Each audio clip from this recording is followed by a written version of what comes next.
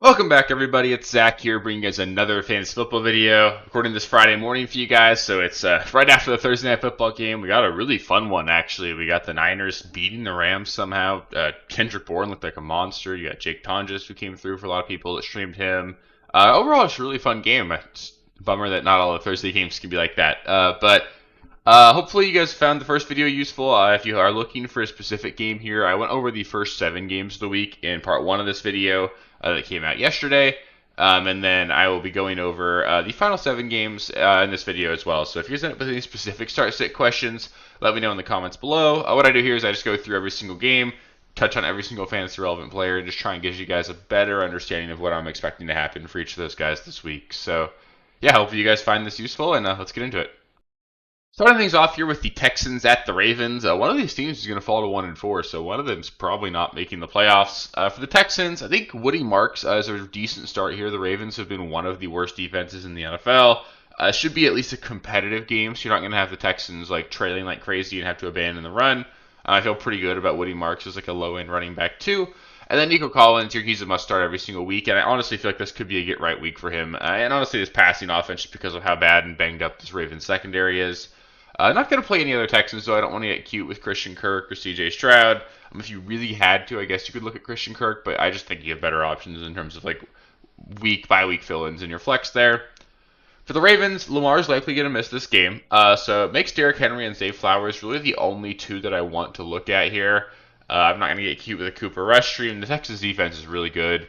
So they're just probably going to have to lead on the run game, and Derrick Henry, you'll probably see a slower pace of play out of the Ravens than you typically do. If you need to, you could play Mark Andrews. I wouldn't play Isaiah Likely after he goosed last week, and we haven't seen him catch a pass yet this year. But Andrews, if you had to play him, you could do worse. You probably need a touchdown for him to pay off. But there are worse options. If you needed to go there, I think you could do worse there.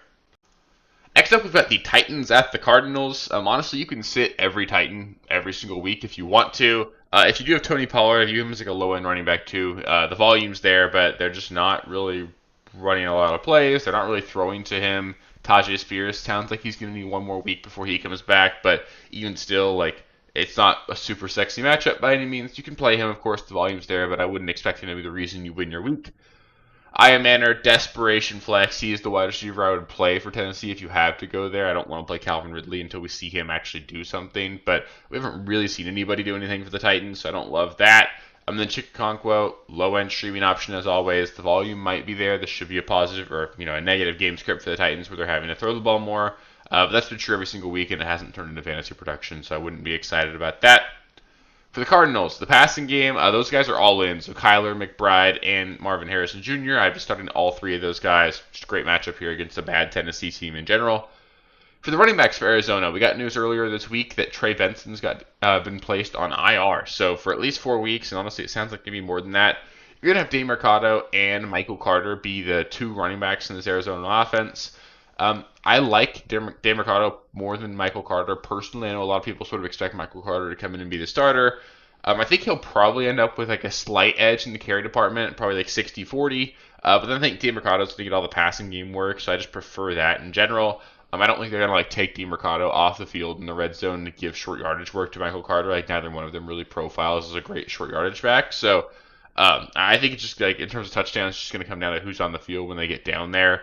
I would play Pollard over both of these guys. So like I said, I'm not super excited about Pollard, and I would play him over both of them. I kind of want to see how this shakes out if I can. But I know we're really desperate at running back. I'm playing DeMercado in a league where I've lost James Conner and Aaron Jones already, and have a couple of guys on bye. So, like, I get it if you have to go there, but just don't expect either one of those guys to have like a monster week. I bet one of them ends up with like 15 PPR points, another one probably ends up with like 7, just depending on who scores a touchdown. But again, neither one of them is going to be great, but they should both be usable if you have to go there. Bucks at Seahawks. Really fun game here, actually. I think for the Bucks, I feel okay about Baker as a fringe quarterback 1. The Seahawks defense is really good, but Baker just seems to find a way to get it done every single week, so I think you can play him.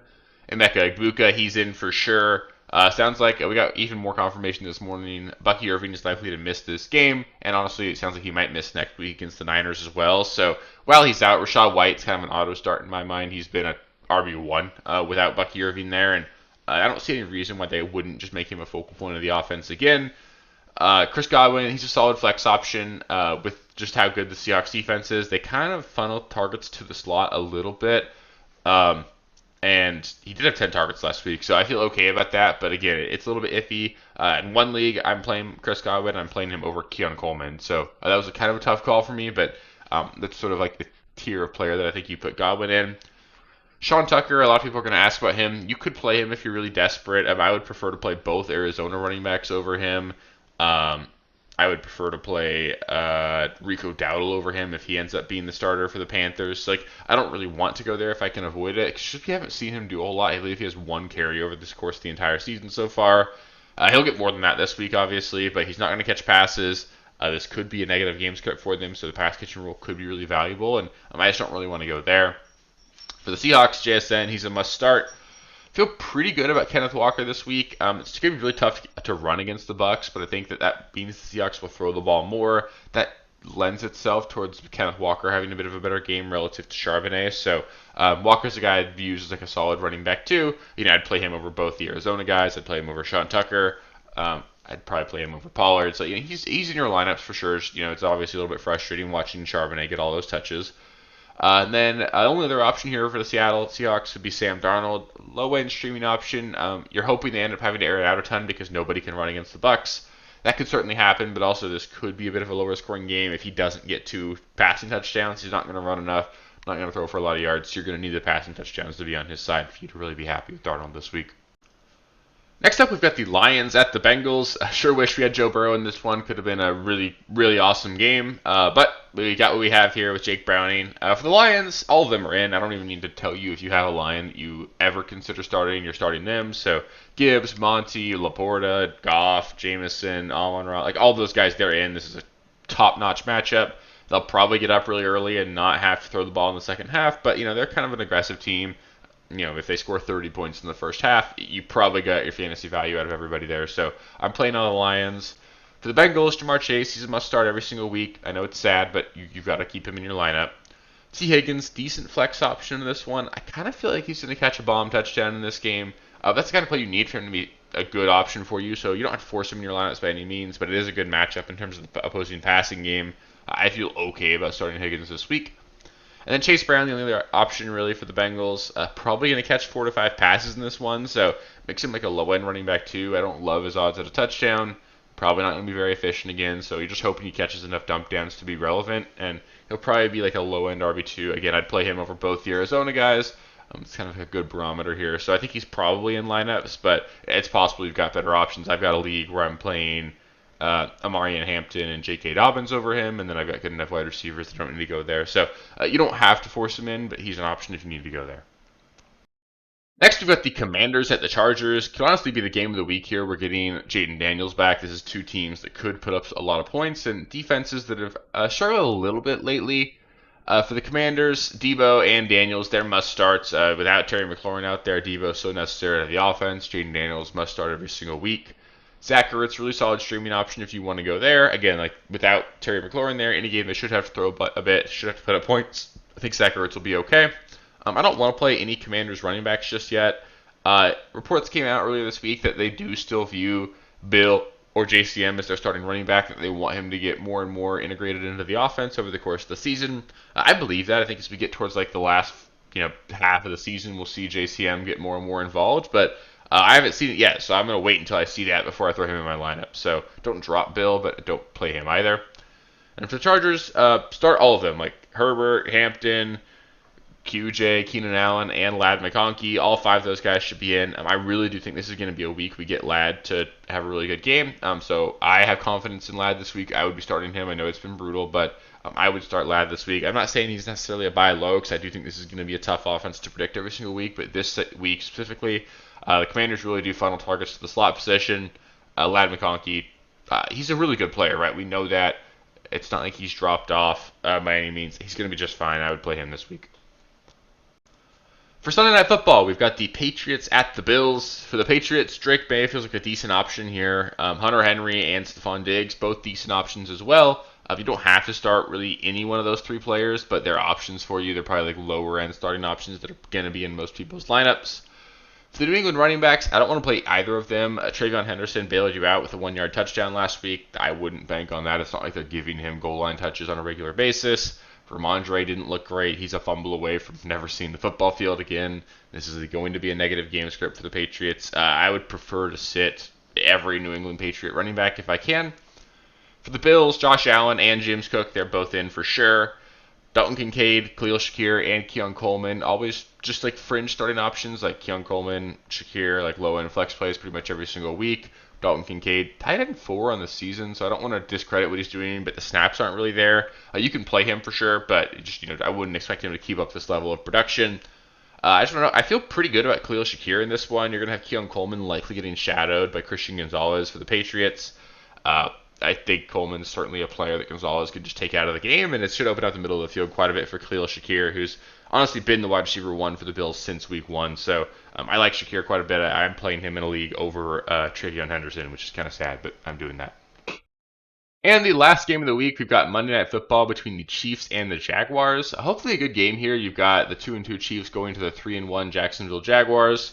For the Chiefs, Worthy and Patrick Mahomes feel like great plays. Again, this is a good matchup against Jacksonville. Their defense has been better this season, but it's still a positive matchup for opposing passing games.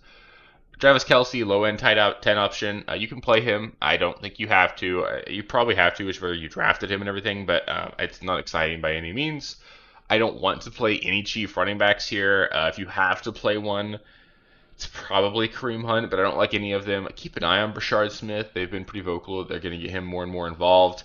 I like him. I think he's a talented player. I talked about him, I think, sometime back in like April as a guy to keep an eye on. So he's a guy I've had my eye on, wide receiver in college, going to be used in the passing game. I think he can take on that like Jerick McKinnon role eventually in this offense. So there's upside eventually, but it'd be really ballsy to play him before you see that.